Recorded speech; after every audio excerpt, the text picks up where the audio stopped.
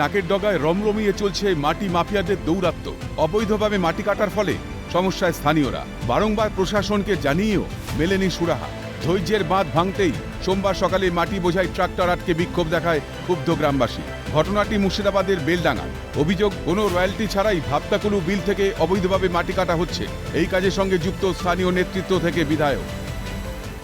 এই জায়গাটা হচ্ছে এনএমি এবং রাজ্য সরকার এবং আব্দুল হামিদ আব্দুল আজিজ এখানকার জমিদার এবং ব্রিটিশের আমলের সরকার।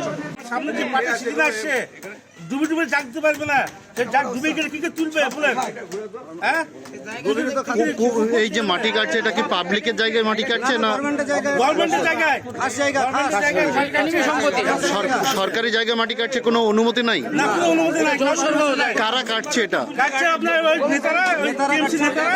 হ্যাঁ, বিধায়কের প্রতিনিধি এসেছিল আমাদের কাছে, যা গাড়িটা ছেড়ে দেবে। টিএমসি নেতারা এতে সবাই জড়িত, ভাবতা সবাই জড়িত, মেম্বারগুলো জড়িত আছে। আরও অভিযোগ, মাটি বোঝাই ট্রাক্টর যাতায়াতের ফলে প্রায়শই ঘটছে দুর্ঘটনা। সমস্যায় পড়তে হচ্ছে স্কুল পড়ুয়া থেকে শুরু করে রাস্তার পাশে বসবাসকারী পরিবারগুলোকে। ঘটনা জানাজানি হতেই ট্রাক্টর ছাড়াতে ঘটনাস্থলে উপস্থিত হয় স্থানীয় জনপ্রতিনিধিরা। সংবাদ মাধ্যমের সামনে অভিযোগ অস্বীকার করেন তারা। এটা হচ্ছে গ্রামের মেন সড়ক রাস্তা। এটার উপরে অনেকগুলো স্কুল আছে, প্রাইমারি স্কুল আছে 7খানা, 3খানা হাই স্কুল আছে, মাদ্রাসা আছে, মেয়েদের গার্লস আছে। তো এই রাস্তাটা খুব যানজট হয়। তারপরে এইভাবে মাটি কাটছে, কেটে রাস্তাতে কাদা পড়ে থাকছে, বাচ্চারা বেরোতে পারছে না, ভয় করছে। 5টা থেকে সন্ধ্যা 7টা পর্যন্ত একইভাবে মাটি বইছে। তো আমাদের জনজীবনে একবার অতিষ্ঠ হয়ে উঠেছি, আমরা চলাফেরাই করতে পারছি না, বাচ্চাদেরকে নিয়ে রাস্তা ক্রস করাতে পারছি না। তারপর রাস্তায় মাটি ফেলছে, পড়ে যাচ্ছে গাড়ি থেকে, তার সঙ্গে সঙ্গে এবার জল দিচ্ছে, স্লিপ হয়ে যায়, মোটরসাইকেলও পড়েছে অনেক কজন। বলতে গেলে এখানে যে মাটি কাটা হয়েছে, যাদের জায়গা তাদেরই মাটি কাটা হয়েছে এবং রয়্যালটি দিয়ে মাটি কাটা হয়েছে এবং 2 পার্ট যথেষ্টভাবে রেখে দেওয়া যে মাটি কাটা হয়েছে যাতে পাবলিকের অসুবিধা না হয়। আমি তো দাঁড়িয়ে থেকে মাটি কাটাচ্ছিলাম না যে আমার নাম আসছে। সবারই তো, আমাদের বড় বড় নেতাদের যেমন নাম আসছে, কেউ সব গ্রেপ্তার হয়ে বসে আছে, কেউ কয়লাতে, কেউ অন্যান্য এতে। তদন্ত হোক।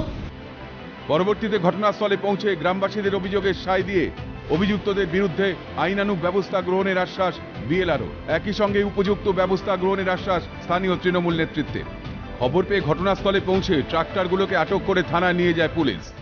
এটা একটা সরকারি বিল, এখানে এই বিলের জায়গার মাটি কাটার অনুমতি সরকার দিতেও পারে না যতক্ষণ না কোনো সরকারি টেন্ডার হচ্ছে।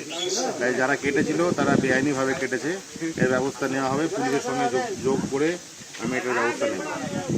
আর গ্রামবাসীদেরকে এটা বলে আশ্বস্ত করছি যে এই অঞ্চলে আর মাটি কাটা হবে। মাটি অবৈধভাবে কাটার অভিযোগ যখন এসেছে, নিশ্চিত থাকুন বিএলআরও সাহেব যিনি বলেছেন, ভরসা রাখুন, সমস্ত ব্যবস্থা যথাযথভাবে। বিল পুনরুদ্ধারের দাবি বিজেপির। লোক এবং এলাকার বাসিন্দাদের যে অভিযোগ যে স্থানীয় যে বিধায়ক আছে, সে বিধায়কের পিসির ছেলে এই মাটি কাটার সাথে যুক্ত, এটা ইমিডিয়েট বন্ধ করা হোক এবং প্রশাসনকে বলি সঙ্গে সঙ্গে এই বিল যাতে পুনরুদ্ধার করা যায় সেই ব্যবস্থা। কেন নেওয়া হয়নি এতদিন ধরে? কেন এত অশান্তির মধ্যে চলেছে এই অত্যাচার? বাধ্য হয়ে আজকে প্রশাসন দ্বারস্থ হয়েছে এবং প্রশাসনও ট্রাক্টরগুলোকে আটক করতে বাধ্য হয়েছে। এখন দেখার বিষয় এই বিল কি করে পূরণ করা যায় এবং এই বিল আগের ভূমিকায় কি করে আনা যায়, এটাই এখন দেখার বিষয়। মুর্শিদাবাদ থেকে ক্যামেরায় সীমন্ত দাসের সঙ্গে মৃন্ময় গোস্বামী, ক্যালকাটা নিউজ।